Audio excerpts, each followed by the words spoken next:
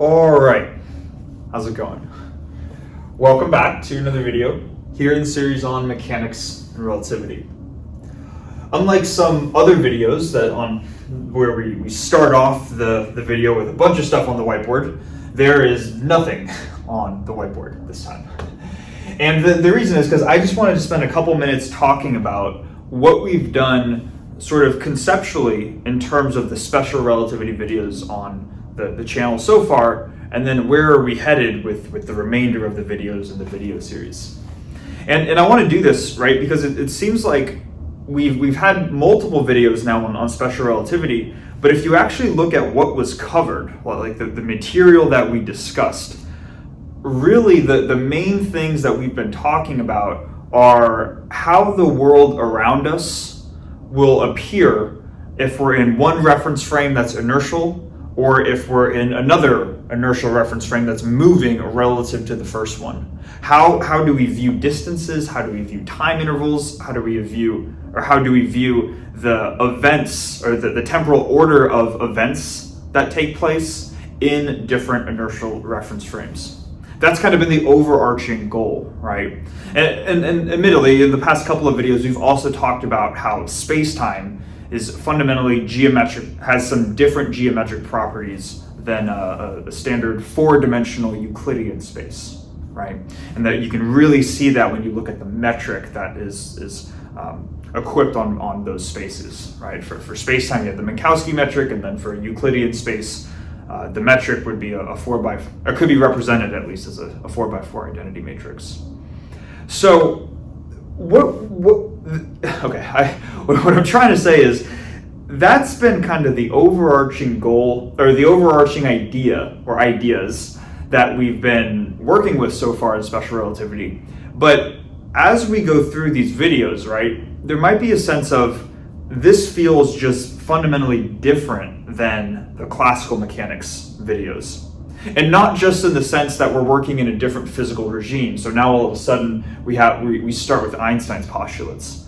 But what I mean is that when we were working in the classical mechanics part of the video series, a lot of what we were fundamentally interested in was the motion of particles and how we could describe the motion of particles. What were the equations of motion? And how we could go about solving for the equations of motion, right? And that gave rise to Newton's three laws, as well as the three conservation principles, meaning conservation of energy, momentum, and angular momentum.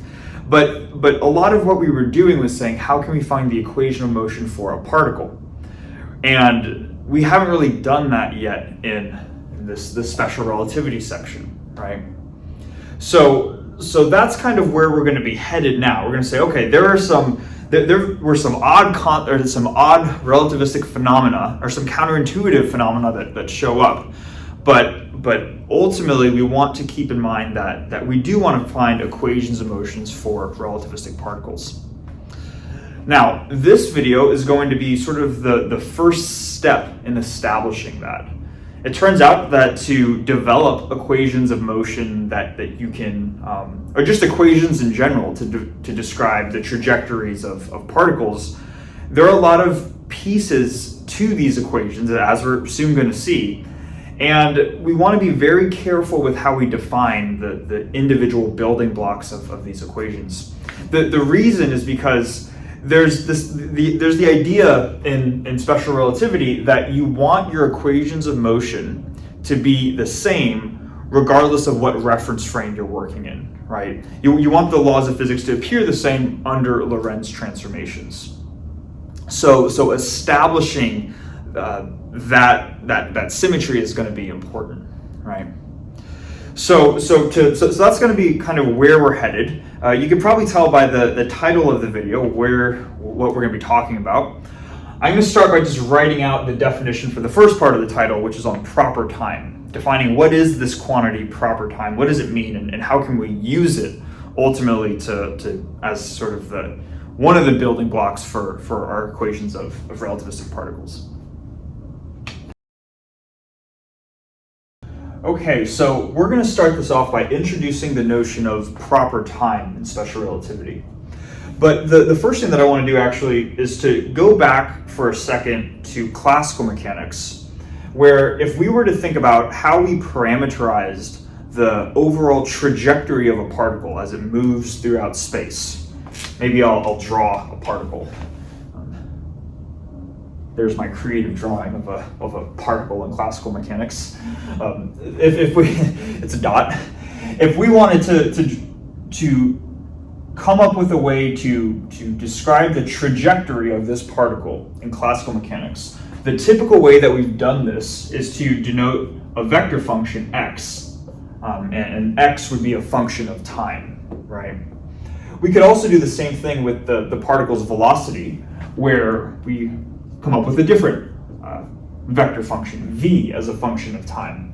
The idea, though, is that this input coordinate, the thing that parameterizes this particle's trajectory right here, is the variable time itself.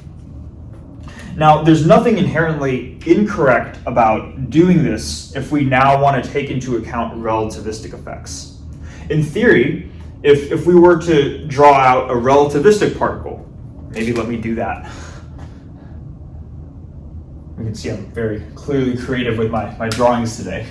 If this is a relativistic particle and we need to take into account relativistic effects, there's nothing inherently wrong with parameterizing this particle's motion with time itself. But we've already seen before that time inherently is going to tick at different rates, or it's going to change at different rates depending on the inertial reference frame that we exist in, right? And we saw this, I think, in a previous video where we looked at a clock, and if the clock was moving, time appeared to quite literally tick slower than if you had a stationary clock. So there's this idea that time fundamentally is this observer-dependent thing that you can measure. And ideally, if we're coming up with equations in special relativity to describe the motion of particles, we want to work in terms of variables that all observers can agree upon, right? And for that reason, this time coordinate may not be the ideal choice. The natural question then, though, becomes, you say, okay, well, not time, well, what do you use then, right? And to understand exactly what we will typically use as a parameterization variable, I want us to just, for another moment, go back to what we know about the invariant interval, right? This quantity delta s squared, which was this really nice quantity, the space-time interval, because this was something that all observers could agree upon as long as you're in this inertial reference frame, right? So we had c squared delta t squared minus delta x squared minus delta y squared, in 3 dimensions, minus delta z squared. This was something that all observers could agree upon.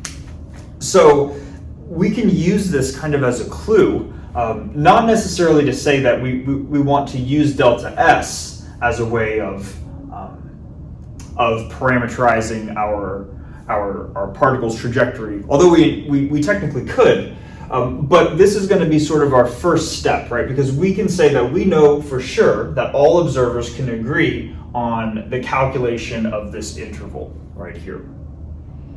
So hopefully that makes sense. This is going to be sort of a starting point, but inherently we'd like to have something sort of related to time in some sense.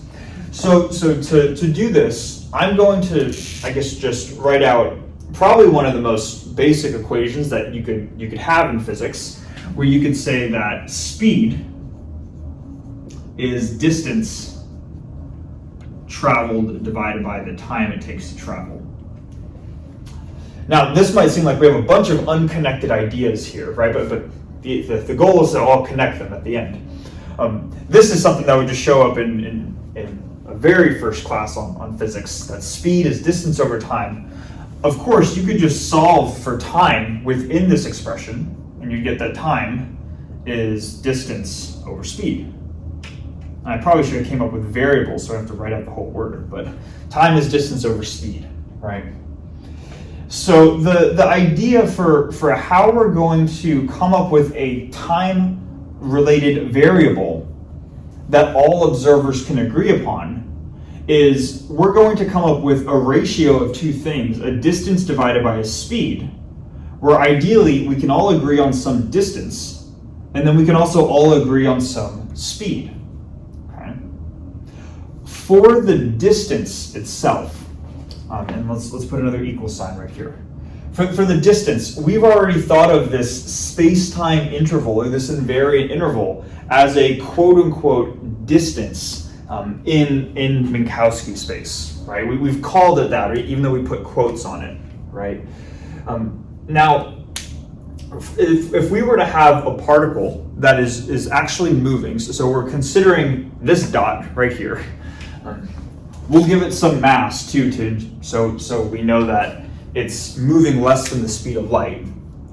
And if we had this particle here, we could categorize its trajectory and come up with a calculated value for delta S squared for this particle. And if you remember a couple videos ago, we talked about different types of intervals for delta S squared depending on its sign. We said that delta S squared could be either considered a time-like, space-like, or light-like interval, depending on if it was positive, zero, or positive, negative, or zero, respectively. Now, for a particle that has a mass m, and it is strictly constrained to be moving less than the speed of light, there is a condition that naturally, if you're going to be moving less than the speed of light, then your expression for delta S squared is going to be positive. So as long as this particle has mass, it's going to be moving less than the speed of light, and that also inherently tells us that delta S squared is going to be greater than zero. The reason that I'm mentioning this and why I'm emphasizing the sign right here is because we would like to ideally use this space-time interval as our quote-unquote distance variable that all observers can agree upon. But this is delta S squared, and we would ideally like to have just delta S by itself. The issue though is if, in theory, if delta S squared was less than zero, like for a space-like interval, then taking the square root of this would give you an imaginary value for just delta S. So the idea though is as long as we're working with a particle that has some mass, or even if we're working with a particle with no mass, a photon, then we would just say that delta S squared is greater than or equal to zero, and hence delta S is a real, so this implies that just delta S by itself is real valued. We're not going to get some imaginary number for just delta S if this is the constraint on delta S squared. Okay. So because of that, for any particle that we're considering, this distance in this expression right here that all observers can agree upon, we're just going to take that to be this space-time interval right here, because we know everybody can agree on that calculated value. So I'm going to have delta S for my quote-unquote distance. And then we also need a speed that all observers can agree upon. And there might be a certain speed that comes to mind when we think of a speed that all observers can agree upon. And it is the speed that particles of light travel at, right? It is the speed of light. All observers can agree that photons travel at the speed of light. So I'm going to write delta S divided by the speed of light. This is a distance we can all agree upon. This is a speed we can all agree upon. So if that means we can all agree upon the ratio, this time variable, which I'm going to call delta tau.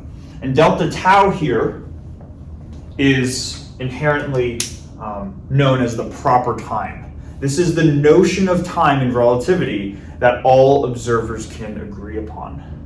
Okay. So kind of interesting, right? Because we initially, but before diving into this video, and we'll see some more, we're going to talk all about this throughout the video, but we just started with this invariant interval, this one thing that everybody could agree upon. Well, I guess, and also the speed of light, and we can see that we can now construct new quantities from that, which all observers can agree upon, right? So hopefully this makes sense.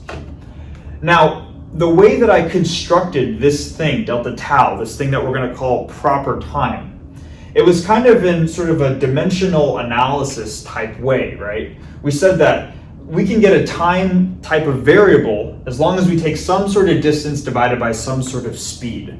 And this is what we end up getting. I think the question becomes, though, you say, okay, I get this thing that seems like time, but what does it actually correspond to physically, right? How can we, when I think of delta tau for a particle, what am I envisioning intuitively in my head?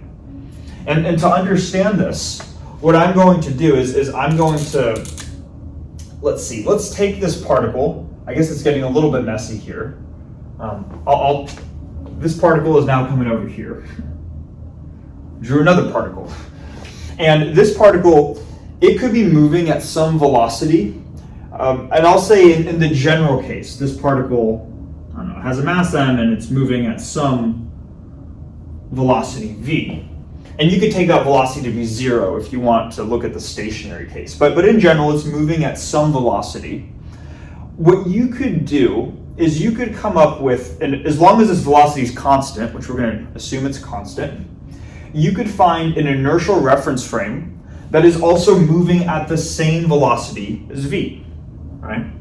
So let's do that. Let's now put ourselves in a reference frame that is moving at the same velocity as this particle, and we can call it s prime.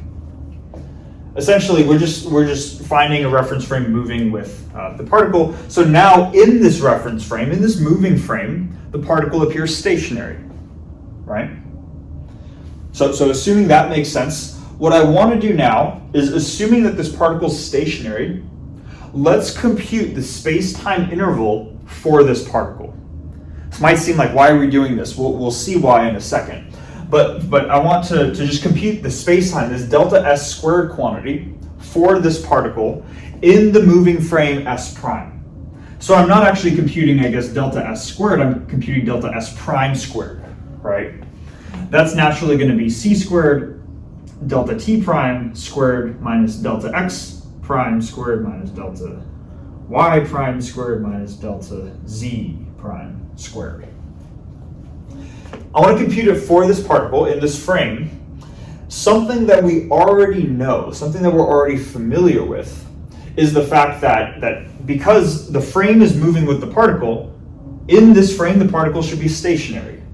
So it appears as if the particle is not moving, so it has no change in x, no change in y, and no change in z. So all these components go to 0 when working in this frame s prime. That leaves us with just delta s prime squared equals c squared delta t prime squared. I'm now just going to isolate for delta t prime squared and then take the square root.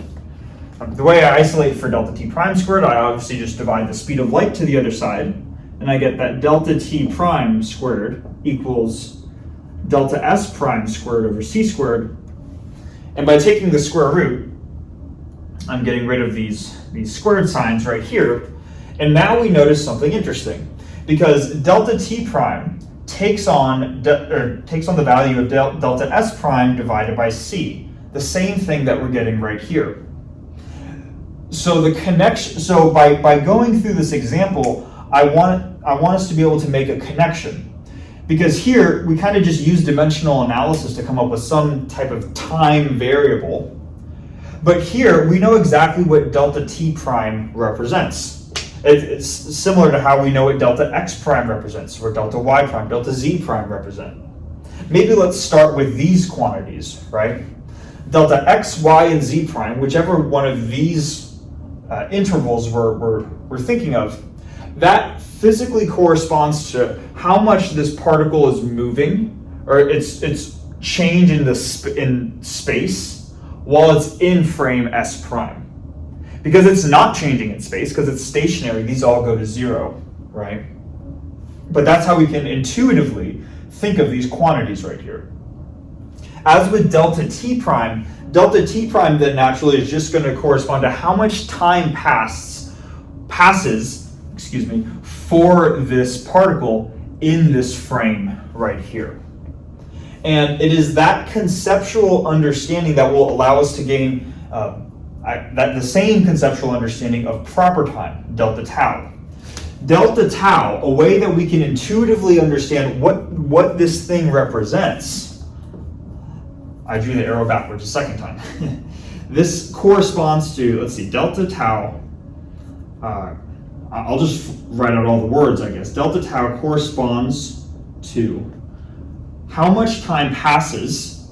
So how much time, we know it's a type of time variable, right? But physically it corresponds to how much time passes for, let's see, for the particle in a frame where how much time passes when the particle is in an inertial frame that views the particle at rest. That's too many words. Let's try to make that a bit more compact. If we work in a frame where the particle is at rest, time still passes at a certain rate. Whatever that rate is, or whatever that interval is, that's how we can think of proper time. So delta tau corresponds to how much time passes for a particle in the frame where the particle is at rest. I could have totally sped through this part, right? Where the particle is at rest. Okay. And hopefully we see that, right? That's what this corresponds to right here, and it's the same thing that we're getting right here. So hopefully that makes sense. Now, maybe just in case there's some confusion on this too, somebody might be asking, well, what if we're observing a particle, whatever the particle is, in a frame where the particle's not at rest, right? Well, if you do that, that's totally fine. You could still calculate delta tau.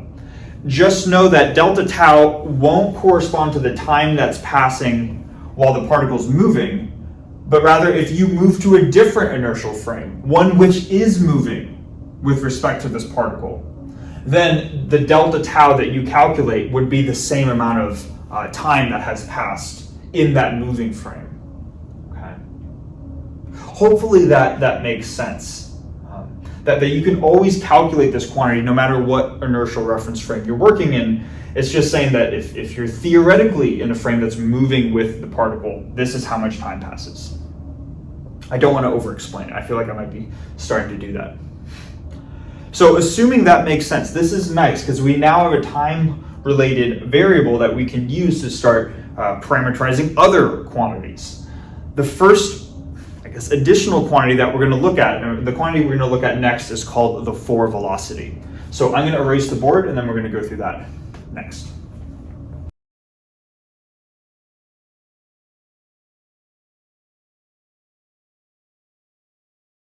Okay, so assuming all of that made sense, we can use the proper time tau to ultimately construct new quantities, additional quantities that will be useful when trying to construct, really, I guess, equations for relativistic particles.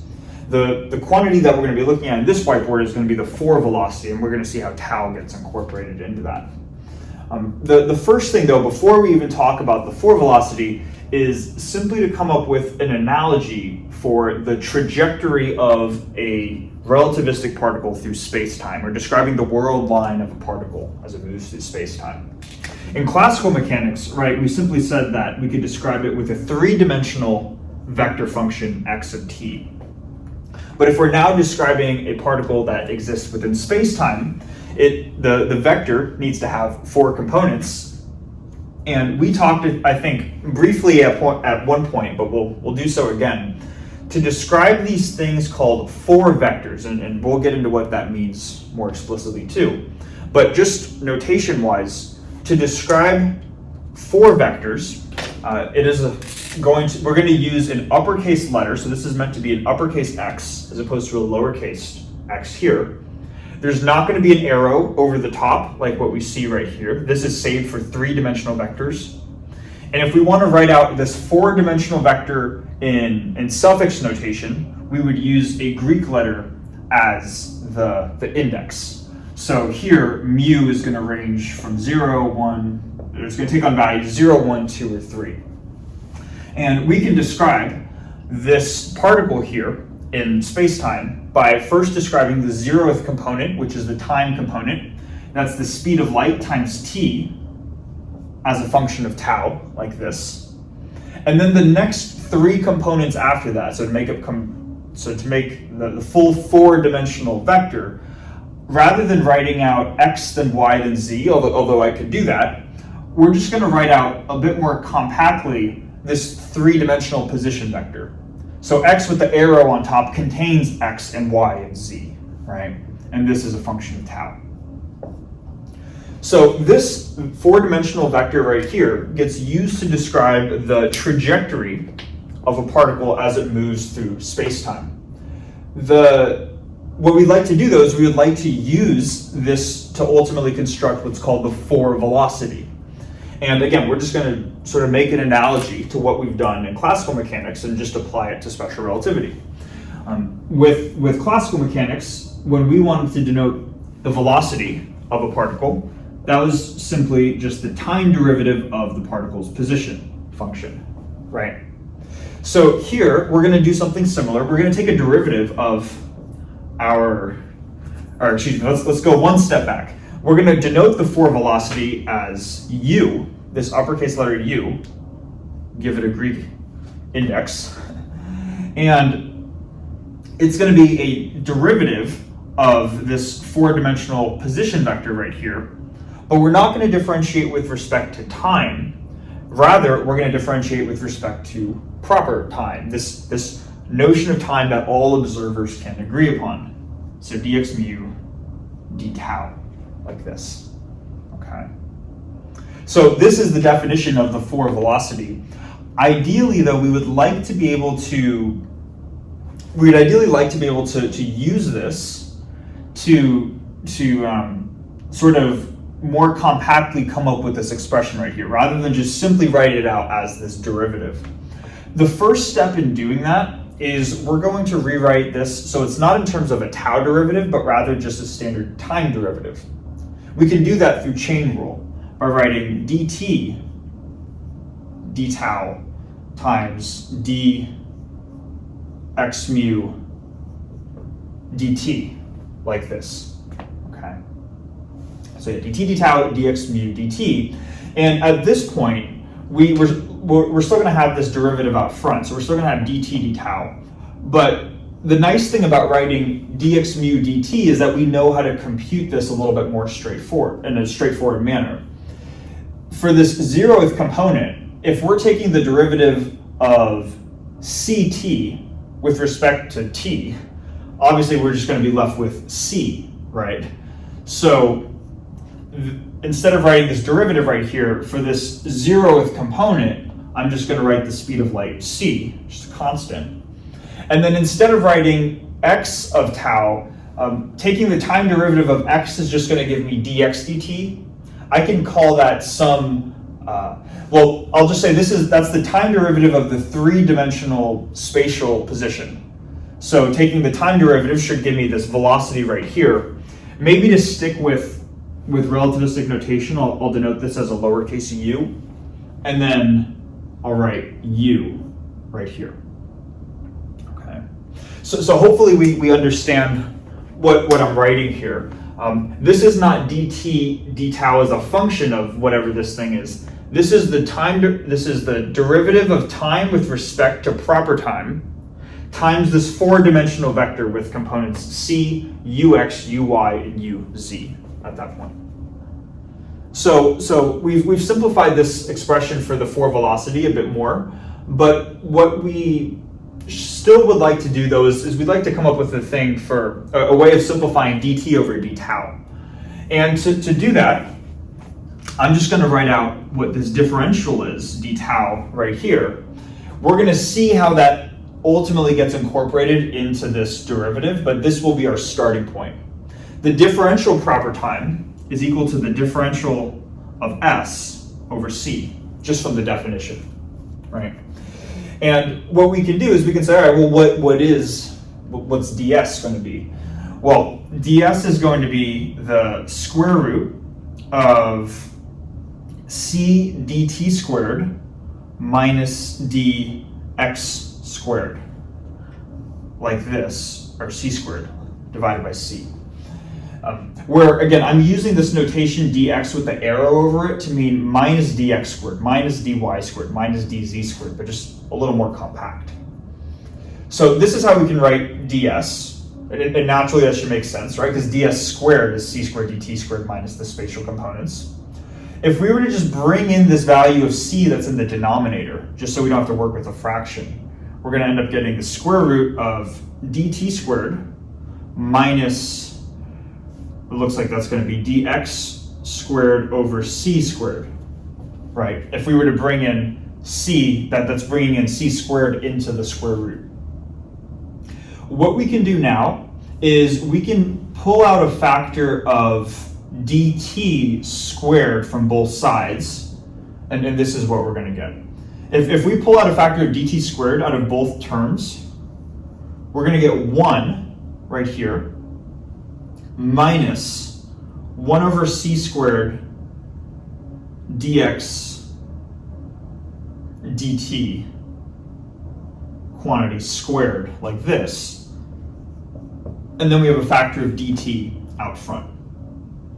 Hopefully, does that make sense? If both of these terms, we just take out a factor of dt squared and take it out of the square root, we're left with just dt. And as kind of one of the final ways which we can simplify this thing in parentheses, dx dt quantity squared, we already said dx over dt is just this vector u right here. So this is actually equal to the square root of 1 minus u squared over c squared dt. All of this is equal to d tau. Now, ultimately, what do we want, right? We want dt over d tau.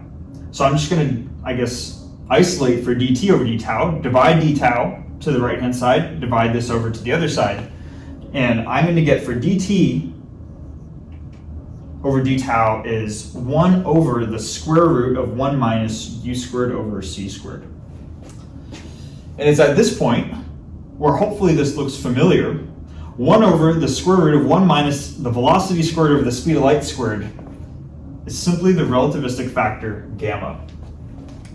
So this is, I think this is kind of cool personally.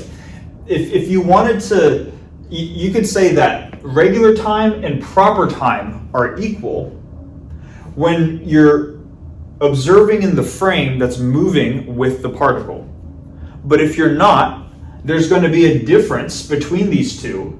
There's going to be a correction factor, and that correction factor, like a lot of the equations we've seen before, is the relativistic factor gamma. So that is what this derivative equals. What that means is we can now plug in dt over d tau, just being gamma, into here as our expression for the forward velocity. So u mu, I guess definition-wise, is dx mu d tau, but we can write this as a forward vector where the 0th component is the derivative, or gamma times c, the speed of light, and then gamma times the 3-dimensional velocity vector u, like this. Okay. So kind of cool how we can start to construct these things, how this gamma factor just naturally seemed to arise, and how we get that from this derivative right here. I think all of this stuff looks really cool. What we've been doing, I guess, throughout this is we call both this vector, this forward vector x mu, as well as the forward velocity u mu. I've been referring to both of those as forward vectors. We've mentioned what forward vectors are in a previous video, but it's important to have, I think, a good understanding of what a forward vector is, not just for the sake of understanding relativity, but specifically to also understand why we want four vectors in our equations, ultimately. Why we're trying to construct four vectors from four vectors, and why working with four vectors is a good thing to do. It's worth spending some time on. So I'm going to erase the board. I'm just going to write out the definition for what a forward vector is, make sure we understand it, and then we're going to go from there.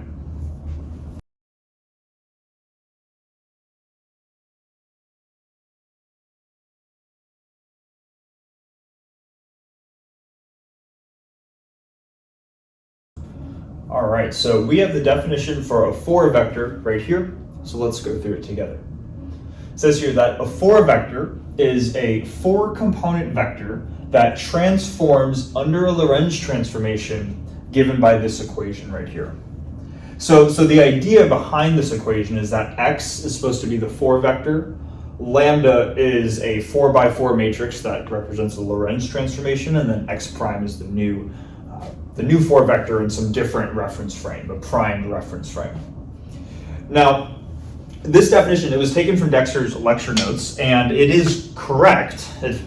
It's correct, but I think if someone is reading it, there's the potential that it could be confusing if it's not properly understood. So I want to make sure that we're getting the full idea of a 4 vector here, because it says here that a 4 vector is a 4-component vector, a vector with 4 components, and that should hopefully be self-explanatory, right? It's a 4 vector. But it's this Lorentz transformation part that I want to make sure we're clear on.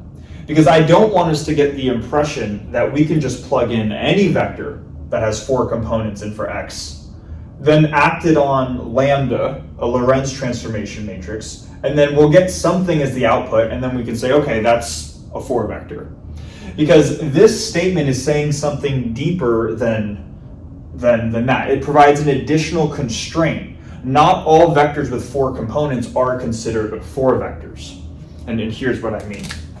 With this invariant distance that we've been kind of referring to multiple times now, which we can call c squared, t squared, minus x squared, minus y squared, minus z squared, like this. The idea behind this being an invariant quantity is that regardless of what inertial reference frame you are in other words, meaning you can apply any Lorentz transformation to your 4 vector, any matrix lambda, you should still get the same value of s squared both before and after that Lorentz transformation was applied.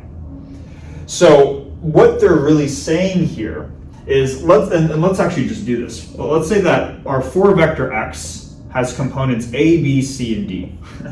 All right.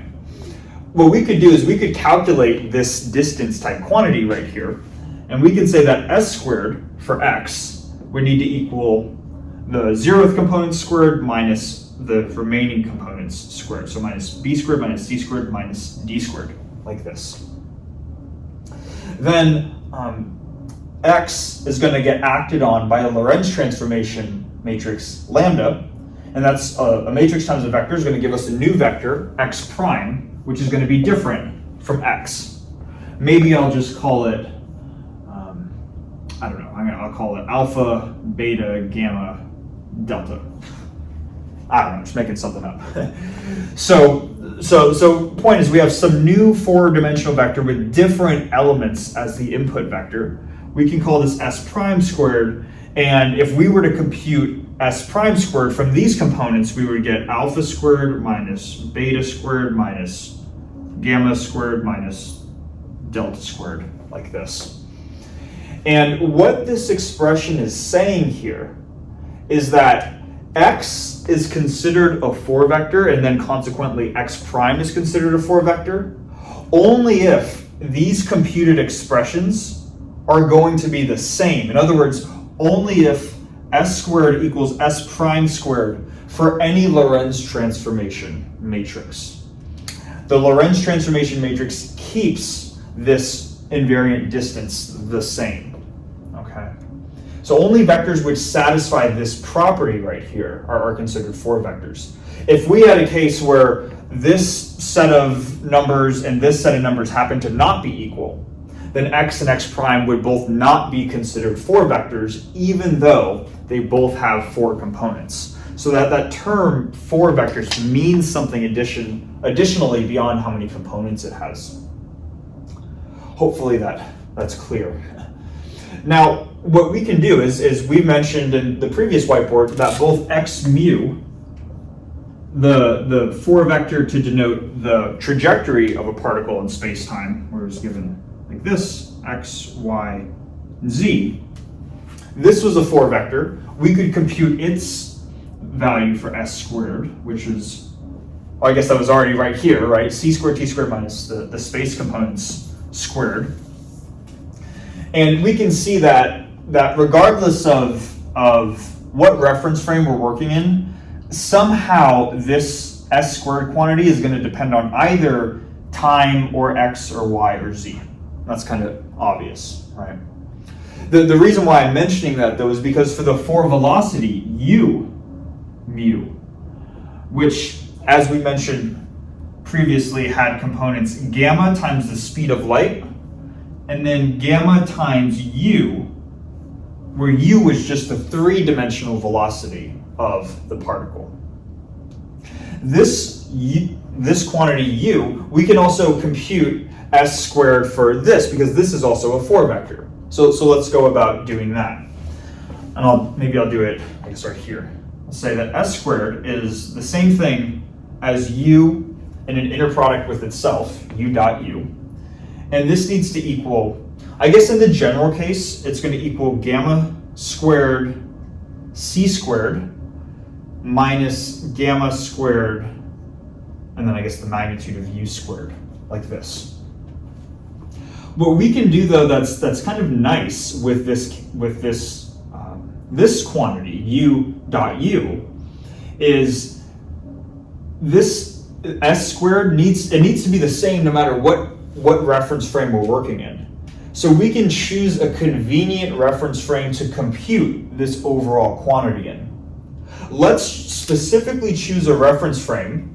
So if u mu u mu represented the 4 velocity of some particle that's moving, it has some 4 velocity, we can choose a reference frame that is moving with the particle, and we can call that s prime. So in this reference frame s prime, make it up s prime, the particle appears stationary. It turns out that even if the particle is stationary, we can still compute a 4 velocity for that particle, interestingly enough. So let's compute the 4 velocity for the particle, or rather this inner product, u dot u, in the case where this particle is stationary. Well, when the particle is not moving, this 3 velocity, the spatial, I guess the velocity in 3 dimensions is just going to go to 0. And what that would leave us with is that u dot u equals gamma squared c squared. But let's remind ourselves of what gamma is, right? Gamma is 1 over the square root of 1 minus u squared over c squared. But again, we're taking the case where the particle is stationary, so u would go to 0. When u goes to 0, we have 1 over square root 1 minus 0, or 1 over square root 1, or just equal to 1 when u is 0. So it turns out that gamma squared is just 1 in the case where this particle is stationary, and we end up getting that u dot u is equal to c squared. So this is kind of interesting, because if u dot u is equal to c squared in one convenient frame, but this is also supposed to be an invariant quantity, then this overall expression right here, gamma squared c squared minus gamma squared times the magnitude of u quantity squared, it needs to be the same thing in every reference frame. It always needs to equal c squared. Okay. So what we can see too is that when we're defining things in terms of 4 vectors, there are often some nice properties that can be extracted just in the sense that they are 4 vectors, right? So hopefully that makes sense. I guess maybe just the last thing to mention is, why do we want to work with 4 vectors in our relativistic equations, right? Why do we want them to keep this property, or to keep the fact that this distance is invariant under Lorentz transformations? And the reason is that is just a fundamental geometric property of space-time in itself, that this distance, s squared right here, is going to remain constant when you perform a Lorentz transformation. So naturally, you're going to want the quantities that you're working with, whether it's this four-dimensional position, whether it's this four velocity, you want these quantities to uphold the same properties that are consistent with the geometry of space-time. Okay? So there's kind of like this deep underlying sense that as long as you're working with a four vector, you can ensure that your equations are going to be consistent when going from one reference frame to another. And that's kind of what we'd like to accomplish, right? We don't want the laws of physics to appear one way in one reference frame and then appear totally different in another one. By working with four vectors, we can ensure consistency.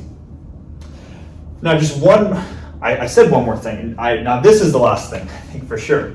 Let's say, just for as an example, because we had x mu was defined this way, and we had u mu, which was defined this way as dx mu d tau, right? That in the previous whiteboard, that's how we defined the four velocity.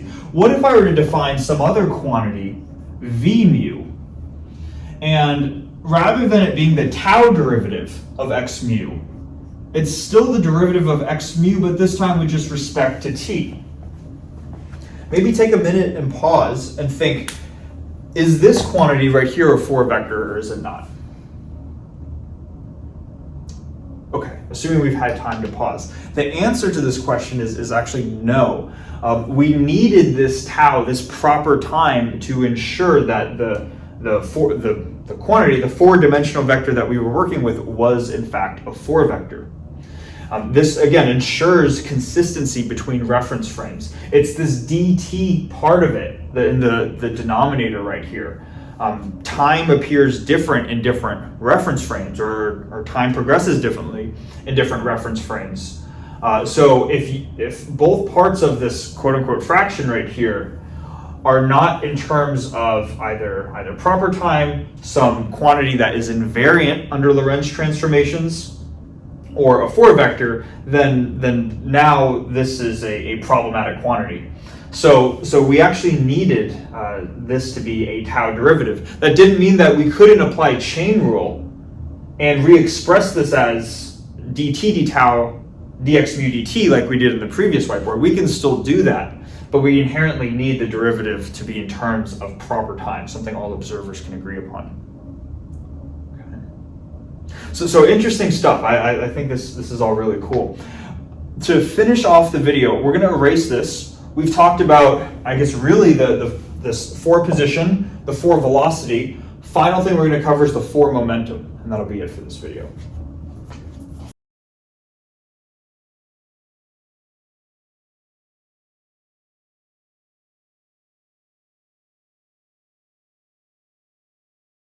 All right, so to finish off the video, we're going to take a look at one additional four vector known as the four momentum. And kind of like how the four velocity u built off of just the position vector, and the four position vector, if you want to call it that, x, right, is the tau derivative of x. The four momentum builds off of the four velocity. It is simply the four velocity multiplied by the mass of whatever particle you're working with. And we can see that here when we work in the vector notation, right? The 0th component of the four velocity was gamma times the speed of light. Now we're just multiplying it by a factor of the particle's mass. And then same thing here with the first, second, and third components. Originally it's gamma times the three components of the three velocity, u. Again, now just multiplied by the particle's mass. And then I just wrote that lowercase u with the arrow on the top to make sure that we know it's the three velocity we just defined as the time derivative of the position vector. Right? So what I want to do in showing this four momentum is to look at the components, because these components actually give us relativistic versions of some quantities that we've already seen in classical mechanics. If I were to start with the space component, gamma mu, hopefully I want to make an analogy with the four velocity, and maybe let me do this over here real quick. So the four velocity u mu was equal to gamma times the speed of light, and then gamma times the particle's velocity in three-dimensional space, or its three velocity. So there's this idea that the space component of this vector right here gives you, and it's known as the three velocity, and it is the space component of the overall four velocity. We can make an analogy here. If this is the four momentum, the space component of that should give us the three momentum, and it turns out that it does. So this is something we haven't introduced yet, but it turns out that, and hopefully this will make sense, that if we want to talk about a particle in a relativistic particle, and we want to describe the momentum of that particle, this quite literally is the way that we would do it. And it's just been constructed from a bunch of four vectors, right? But normally in standard classical mechanics, if we wanted to denote the position, the momentum of a particle, P, we would denote it as m times v, right? Or m times whatever the velocity is. Maybe I'll call it u to be consistent. This was the momentum in classical mechanics.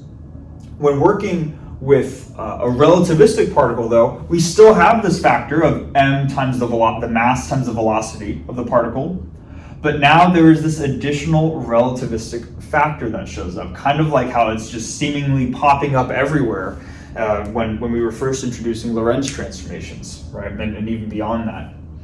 So turns out this is the relativistic three momentum for a particle. If you want to describe its momentum in three-dimensional space only, that's how you would do it. So kind of interesting, right? We can see we didn't need to come up with some fancy derivation. I guess we naturally just built four vectors off of each other, and this expression came out of it. So that's the space component. But what about the time component, right? What does that represent? To understand what that represents, I guess, I'm going to rewrite this gamma MC term right here. And here, actually, let's do this down here. The time component, gamma MC, is the same thing as if I were to rewrite gamma just in terms of the square root. I would have MC over the square root of 1 minus u squared over c squared. This quantity right here can be Taylor expanded, and you're Taylor expanding in terms of this. Oftentimes what people will do is they'll define a beta parameter, u over c, so it's 1 minus beta squared, and they'll expand in terms of beta. But however you want to parameterize your Taylor expansion, you can expand it in terms of this type of variable right here.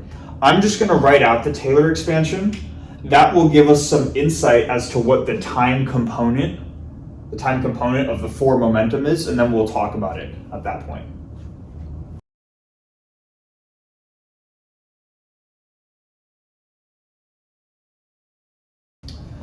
Okay, so this is what you would get, at least for the first couple of terms, if you were to Taylor expand this expression right here. And there are a couple interesting things to look at. What I want us to first pay attention to is this term actually right here, the term that has a u dependence. It's 1/2 mu squared, and that should hopefully sound like 1/2 times the mass times the velocity squared. That's the standard non-relativistic version for a particle's kinetic energy, right? So that's what this term is looking like here. At least when we bring the factor of a factor of 1 over c out to the front, it looks like we get a kinetic energy type term right here. This term right here is a constant in terms of u, but we might recognize mc squared just from the probably the most famous equation in physics, E equals mc squared, where E stands for the energy. So we're seeing here that aside from this 1 over c factor, there are sort of indications that this gamma MC term right here, the 0th component of the four momentum, corresponds to some type of energy. And it turns out that it does. So we're just going to say it that whether we call it the 0th term of the four momentum, or we call it gamma MC, this corresponds to the the relativistic energy of the particle, at least per c, right? Because per c right here. So with that being said, there's another way that we can sort of more compactly write this force momentum right here, p mu, where the time component, or excuse me, the zeroth component, we can write as the particle's relativistic energy, which I'm just going to write as E divided by the speed of light. And then for the spatial components, it's the particle's relativistic 3 momentum, where we can define, and maybe let's just write this out, because these are all important quantities that are naturally showing up by just defining this 4 vector right here. The relativistic 3 momentum is P, which is what we said was gamma mu. That's how we can define the relativistic momentum of a particle. And then also the relativistic energy. The relativistic energy of a particle. And energy is just a scalar, right? So energy doesn't have an x, y, and z component, so it's just a scalar quantity. But if we see that E divided by C is gamma mc, right? E divided by C is gamma mc. Then if we want to get E by itself, we just multiply C into here, and we get that the particle's relativistic kinetic energy, or the relativistic energy of the particle, is gamma times mc squared. Okay. So E equals gamma mc squared. Now, this expression right here looks very familiar to the famous E equals mc squared equation, right? But it turns out that it is equal to E equals mc squared when the relativistic factor gamma is equal to 1. Let's just remind ourselves, when is gamma equal to 1? Well, gamma is equal to 1 whenever a particle has a velocity of 0, so when the particle's at rest. So we can say that when particle is at rest, we actually recover the famous E equals mc squared equation. It turns out that this equation, E equals mc squared, refers to the energy that's associated with the rest mass of a particle. So this is something that's kind of new that we didn't encounter so much in classical mechanics. In classical mechanics, we said that a particle would have kinetic energy associated with its motion, and also potential energy that could either be dependent on your position in a gravitational field or your location in a spring if you had elastic potential energy. But it was split up into either kinetic or potential. What this energy is referring to is not a kinetic energy, because the particle's at rest. And it's not a potential energy. We didn't need to talk about a potential at all in order to come up with this expression. Simply the fact that a particle has mass means that that particle also has energy. This would be referred to as the rest mass energy of the particle. Okay. So anything that has mass inherently has energy just because it has mass. It's essentially saying that energy and mass are related to each other by this proportionality factor of c squared. Okay. So now that we're going to the relativistic regime, these things start to show up and start to become important. Now, I guess kind of as the last couple of things that I want to mention, these are going to be important equations that we've started to derive at this point. I don't even know if it's calling it a derivation, how we got to these, but rather just showing how we can build 4 vectors upon 4 vectors and how these expressions naturally pop up. But kind of like with our expression u dot u, and how that needed to equal c squared, just a constant c squared, we can also do something with p dot p, the form momentum in an inner product with itself. We can ask, what should that equal? And what we can do is because this is like that s squared quantity that we would be computing, it would be this thing squared minus this thing squared right here. But whatever this inner product equals, it needs to be invariant in all inertial reference frames. We're going to use the same trick as we did before. that includes the reference frame when u, the 3 velocity, the 3 velocity of the particle goes to 0. So in the case where it goes to 0, we're just left with gamma squared m squared c squared. But then gamma is also equal to 1 when the particle's 3 velocity is 0. So we're really just left with 1 times m squared times c squared, or m squared c squared. Okay. I don't know why I necessarily needed to box that. Let's actually not box that to not make this so cluttered. But what this is telling us is kind of interesting, and actually hopefully this makes sense, right? If u dot u was c squared, then mu dot mu is m squared c squared, right? Naturally, that seems like that should be the case. The thing though is we're going to, just as one more thing, because it turns out that let's not box this either, that the relativistic energy is given by this, gamma mc squared. In the special case where gamma is 1 when the particle's at rest, we recover E equals mc squared. But it turns out this is one way to write the relativistic energy of a particle. We can use this expression right here to come up with another way, and in probably a way that is used a little bit more often to denote the relativistic energy of a particle.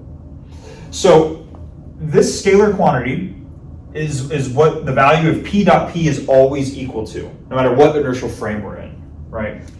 So this is the output right here. Let's write it down here. M squared c squared is the output. But let's now not compute p dot p in a frame where u happens to go to 0. Let's just compute it in the general case and see what we get. M squared c squared needs to equal, or p dot p, which is the time component, or the 0th component squared, which is gamma squared m squared c squared, minus this quantity squared right here, which is minus gamma squared m squared u squared, like this. And what we can end up doing at this point, and actually what would probably be easier, we could go through this.